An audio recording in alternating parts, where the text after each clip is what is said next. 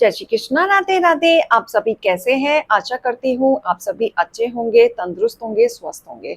आज मैं आपके सामने फिर से एक रीडिंग के साथ आई हूँ। रीडिंग में इतना ही कहूँगी, जितना रेजोनेट होता है उतना लीजिएगा, बाकी दूसरों के लिए छोड़ दीजिएगा। लाइक, कमेंट, सब्सक्राइब जरूर कीजिएगा। अगर किसी को पर्सनली कंसल्टेशन लेना है तो ऊपर दिए गए हुए नंबर पे सिर्फ और सिर्फ व्हाट्सएप करें, कॉल को अवॉइड करें। और कंसल्टेशन हमेशा चार्जेबल होगा, रिमेंबर दिस। सो इसी के साथ ही रीडिंग स्टार्ट करेंगे। ये जितने भी मेरे प्यारे यूट्यूब फैमिली मुझे सपोर्ट कर रही है, प्यार दे रही है, मैं आप सभी का तहे दिल से शुक्रिया अदा करना चाहूँगी कि आप मुझे भरपूर प्यार दिखा रहे हैं, कंसर्न दिखा रहे हैं, सपोर्ट कर रहे हैं। मैं ईश्वर से प्रार्थना करूंगी कि आपके जीवन में धन वर्षा होती रहे और आपकी सारी इच्छाएं पूरी होती रहे। तो चलिए इसी के साथ ही स्टार्ट करेंगे। आज का रीडिंग का जो डाउनलोड है वो ये है कि जिस महिला से आपने गहरी दोस्ती थी, उसी महिला ने आपके पीठ पीछे वार किया। तो चलिए स्टार्ट करेंगे रीडिंग में, डिवाइन का नाम लेके। हे भोलेनाथ, हे ईश्वर, जिस महिला ने मेरे युवक के साथ गहरी दोस्ती थी, उसने ही पीठ पीछे वार किया। क्यों किया, क्या रीजन था, डिटेल में दिखाएं। हे ईश्वर, हे गणपति बाबा, हे भोलेनाथ, दिखाएं। हे ईश्वर, हे गणपति बाबा, हे भोलेनाथ। और कार्ड निकाल दें, एक दो और निकाल दें, फिर रीडिंग स्टार्ट करेंगे।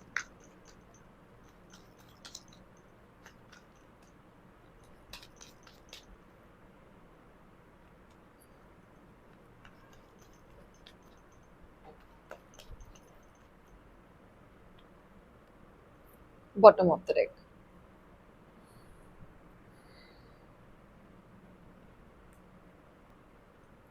ऐसा दिख रहा है ना कि शुरू में इस महिला के साथ, शुरू में आप दोनों का रिश्ता जो था ना, बहुत ही अच्छा गहरा फ्रेंडशिप वाला था।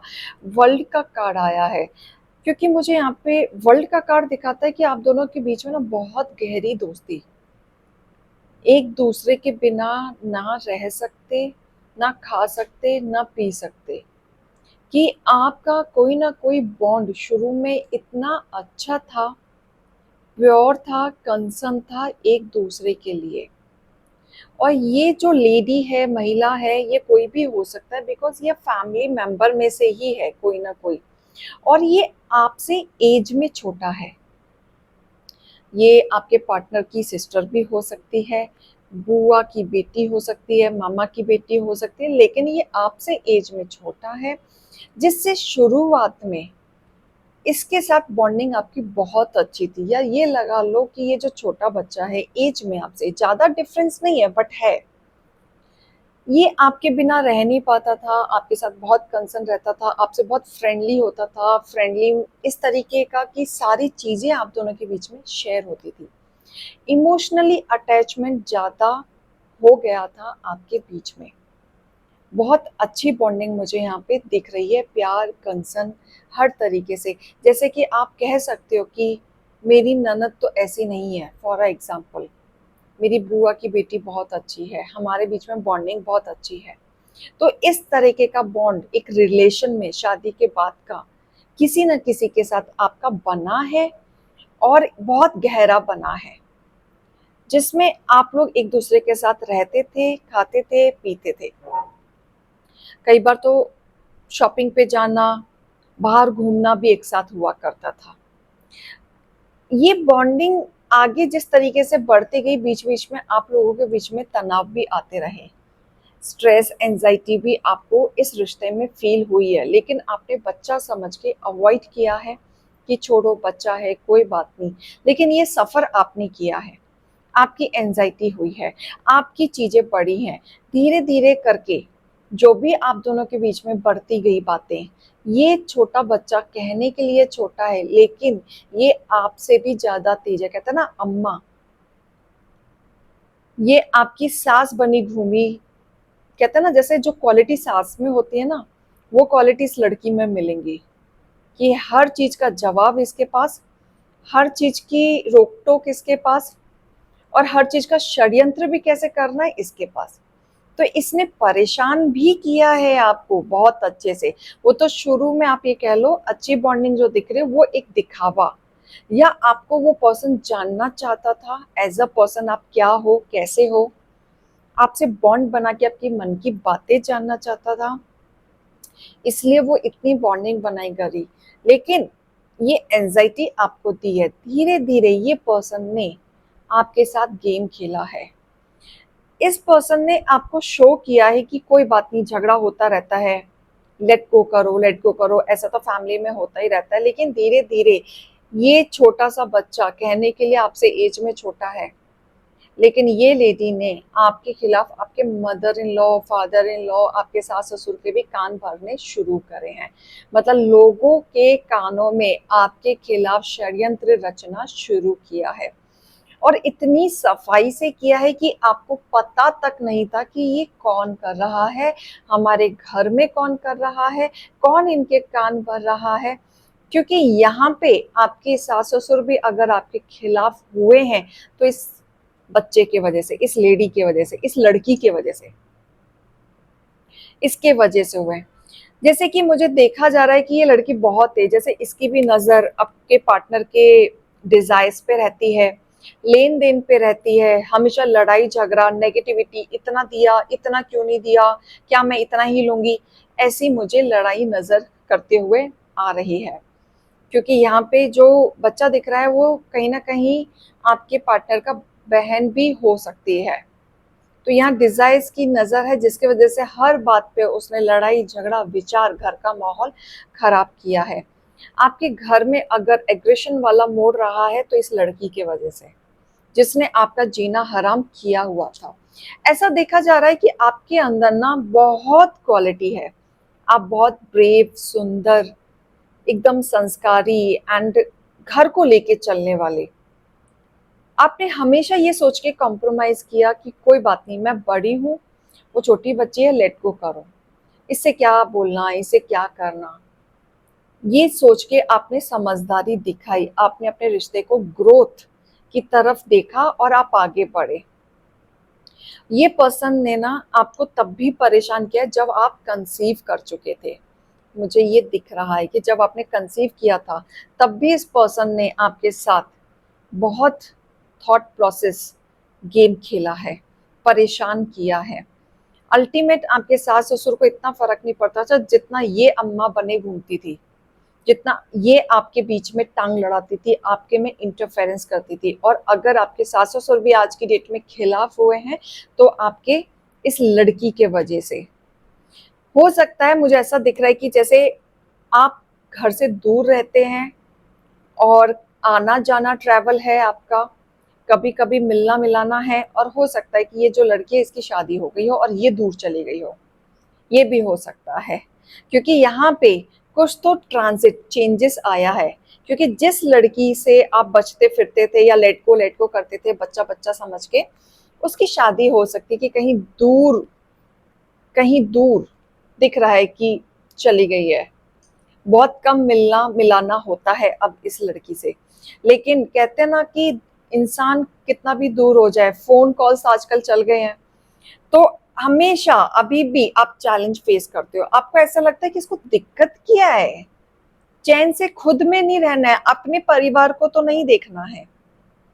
अपने परिवार के बारे में तो ये बस अपनी परिवार की बुराइयां करा लो, अपने ससुराल की बुराइयां करा लो, अपनी चीजें तो इस तरीके से सिंपैथी के तरह दिखाना है जैसे कि ये कितनी अच्छी है, कितनी प्योर है, कितनी सेंसिटिव है। लेकिन आपके जीवन में भी कल है। तो कहते हैं ना कर्मा आता है, जजमेंट, कर्मा आता है। तो ये जितनी तकलीफें सिर्फ एक लड़की ने आपको दी, उतनी ही तकलीफ इसके ससुराल वाले इसको दे रहे हैं। कहीं ना कहीं से कर्मा जरूर आता है। इसके ससुराल वाले भी इसको स्ट्रिक्ट मिल चुके हैं, जो हमेशा ये अपनी मनमर्जी चलाने की जो आदत थी वो ये नहीं चला पाती, आगे नहीं बढ़ पाती। हमेशा आपको देख देख के जलन की भावनाएं रखते हैं, क्योंकि आप प्योर है। तो आपके इन लॉज को इतना फर्क नहीं पड़ता, आपको थोड़ी बहुत फ्रीडम भी दी गई है। तो आप जितना भी थोड़ा बहुत अपने लिए फ्रीडम में कर पाते हो, उतना ये बंदी नहीं कर पाती। तो जिसको देख के इसको जलन की भावना होती है, जिसके वजह से ये घर का माहौल, झगड़ा, कोई भी अननेसेसरी कोई भी टॉपिक निकाल के सिर्फ झगड़ा कराना है, या तो मदर के कान में बोल देना या अपने खुद से कुछ बदतमीजी कर देना, ये चीज दिख रही है झगड़ा, आपस में कलह करा देना। जब भी अगर ऐसा दिख रहा है जैसे कभी आप लोग एक जगह इकट्ठा भी हुए हो वेकेशन में या मिलने आए हो, तो हमेशा इसका एक टारगेट है झगड़ा कराना। झगड़ा जरूर होता था, तो आपको ये कहीं ना कहीं रिग्रेट हो जाता था कि भाई हम छुट्टी क्यों आए, हम मिलने ही क्यों आए, क्या आफत आ गई थी जब झगड़ा ही करना था। तो आपने कहीं ना कहीं, कहते ना, अभी भी मेच्योरिटी नहीं है, इमेच्योरिटी वे में बिहेव करना, हरकतें करना।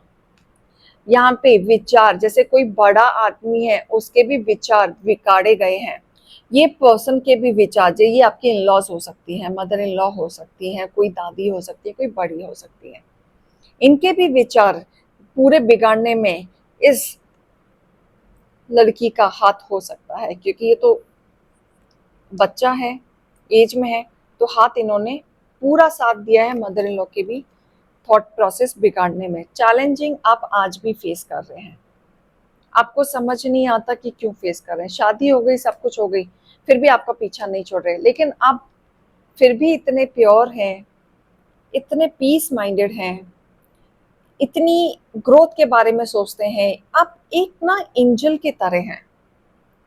एंजल की ब्लेसिंग है आपके ऊपर, आपका नेचर भी एकदम एंजल्स की तरह है कि आपके अंदर ऐसा है कि आप लेट गो करते हो और आगे चलते हो, अपने इंट्यूशन की सुनते हो, आगे चलते हो। हमेशा ना आपको गिव एंड टेक हमेशा रखना चाहिए, लेकिन आप क्या करते हो, सिर्फ देते रहते हो, बर्दाश्त करते रहते हो, देते रहते हो, लेने की उम्मीद नहीं रखते, क्योंकि आपको लगता है आपको मिलेगा नहीं। लेकिन हमेशा डिवाइन कह रहे हैं गिव एंड टेक रखो, जितना कर रहे हो उतना लेने की उम्मीद भी रखो, इस चीज का ध्यान दो, गिव एंड टेक रखो, ठीक है। नहीं तो आपके साथ पॉलिटिक्स ही होता रहेगा। अगर देते रहोगे, करते रहोगे, तो आपके प्यार का फायदा उठाया जाएगा, पॉलिटिक्स होती रहेगी। हमेशा आपके पार्टनर के बीच में भी आके इंटरफेरेंस किया जाता है और आपके इमोशंस को भी तोड़ने की कोशिश की जाती है, हमेशा कोशिश करते हैं। और ये पर्सन जो है ना, आपसे जब बात करेगा तो इतनी मीठी मीठी बात करेगा जैसे आप तो सब कुछ हो हमारे लिए, इस तरीके की मीठी बातें। विश्वास नहीं कर सकते इस पर्सन पे, बहुत विचार, घर तोड़ने वाली हमेशा आदत है, बीच में आके घर तोड़ना है, आग लगानी है। गाइडेंस लेंगे आपके लिए। तो ये कोई महिला है कि आपके ही परिवार में एज का कोई छोटा है, आपसे कोई बदतमीजी भी करता है, आपने इस पर्सन को माफ बहुत किया है, हर छोटी छोटी चीजों पे माफ की है, गलतियां माफ की हैं, लेकिन ये पर्सन सुधरता नहीं है। ऐसे पर्सन से बच के रहें, अपने ऊपर ध्यान दें, गिव एंड टेक पे ध्यान दें। ये नहीं कि हमेशा देते रहें देते रहें, इस चीज में आप लॉस में जाएंगे। देखिए, गेट मोर इन्फॉर्मेशन, एंजल कह रहे हैं कि अगर आप रिश्ते में कुछ कर रहे हो या आप गिव एंड टेक कर रहे हो, तो आप उस चीज पे अलर्ट रहो कि सामने वाले ने आपके लिए क्या किया है। इंफॉर्मेशन रखो उस पर्सन के लिए कि कौन पर्सन आपके बारे में बातें कर रहा है, षड्यंत्र रच रहा है, उससे अलर्ट रहो और अपनी खुद की कम्युनिकेशन क्लियर रखो। राइट, ये नहीं कि दबा दबा रह लिए, सहमे सहमे रह लिए, आप गलत नहीं हो फिर भी बर्दाश्त कर रहे हो।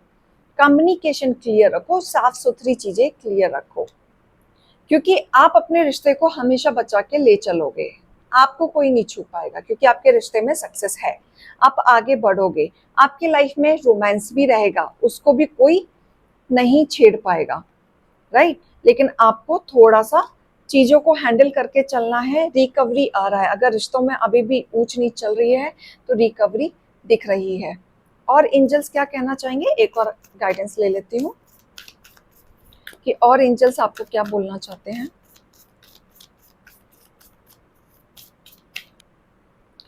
जो आपके कमिटमेंट थे आपकी फैमिली को लेके, आपकी चीज़ों को लेके डिवाइन के द्वारा वो टेस्टेड थे, जिसमें आप पास हो गए हैं। अब डिवाइन आपके साथ हैं और आप अकेले ही काफ़ी हैं। आप इतने स्ट्रॉन्ग हैं कि आपको किसी की ज़रूरत नहीं है।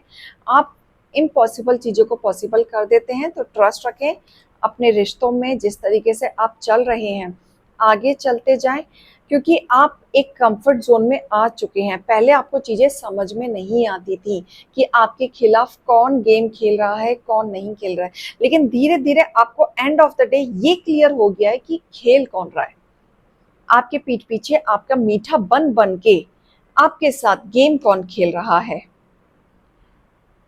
आप चीज़ों को आगे लेके चलो, रिश्ते निभाओ, लेकिन उतना ही जितना आपकी सेल्फ रिस्पेक्ट बची रहे। ये डिवाइन कह रहे हैं, इतना भी मत झुको कि आपकी कदर खत्म हो जाए। राइट? तो ये जिनसे रेजोनेट होती है उतना लीजिएगा, क्योंकि कार्ड जो आते हैं मैं वही बताती हूँ, दिल पे लेने की ज़रूरत नहीं है। सो अभी मैं चलती हूँ। जय श्री कृष्णा, राधे राधे।